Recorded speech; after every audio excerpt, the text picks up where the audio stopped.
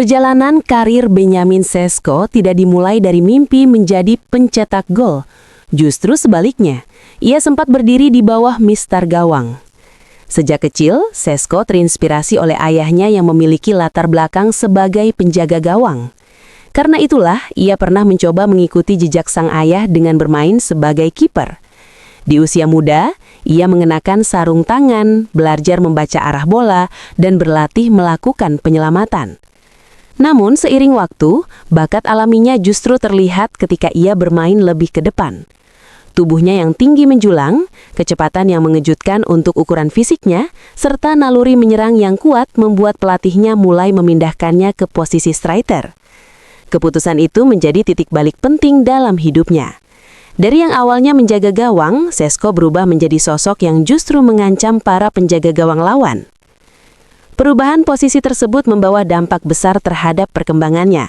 Ia menunjukkan kemampuan penyelesaian akhir yang matang, pergerakan tanpa bola yang cerdas, serta keberanian dalam duel udara. Insting golnya semakin terasah dari waktu ke waktu. Pengalaman singkat sebagai kiper bahkan memberinya keuntungan tersendiri. Ia memahami cara berpikir seorang penjaga gawang. Ia tahu kapan harus menembak cepat, kapan perlu mengecoh, dan bagaimana memanfaatkan celah sekecil apapun di kotak penalti. Performa impresif itu akhirnya membawanya ke panggung yang lebih besar. Ia mendapatkan kesempatan bermain di level tertinggi, hingga akhirnya bergabung dengan salah satu klub paling bersejarah di Inggris, Manchester United. Bermain di Premier League tentu bukan tantangan mudah.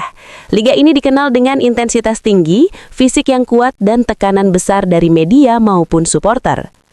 Di awal karirnya bersama Manchester United, Sesko harus beradaptasi dengan cepat. Ekspektasi terhadap pemain muda yang datang dengan reputasi besar selalu tinggi. Setiap peluang yang terbuang menjadi sorotan, setiap performa dinilai dengan detail. Namun Sesko menunjukkan mentalitas kuat. Ia terus bekerja keras dalam latihan, memperbaiki aspek teknisnya, dan membangun chemistry dengan rekan setimnya. Perlahan, gol demi gol mulai tercipta. Kepercayaan dirinya tumbuh dan perannya di lini depan semakin penting. Ia bukan hanya sekadar penyerang tinggi yang mengandalkan duel udara, tetapi juga striker modern yang mampu bergerak dinamis, menekan pertahanan lawan dan menciptakan ruang bagi timnya. Kisah Benyamin Sesko menjadi gambaran bahwa perjalanan seorang pemain tidak selalu berjalan lurus. Dari hampir mengikuti jejak ayahnya sebagai kiper, ia justru menemukan jati dirinya sebagai penyerang tajam. Pengalaman masa kecilnya tidak sia-sia, karena justru membentuk pemahamannya tentang permainan secara menyeluruh.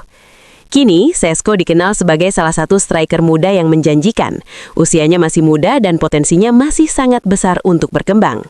Jika konsistensi dan kerja keras terus ia jaga, masa depannya di sepak bola Eropa terlihat cerah.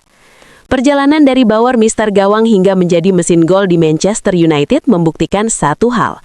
Terkadang jalan yang tidak direncanakan justru membawa seseorang ke tempat terbaik dalam hidupnya.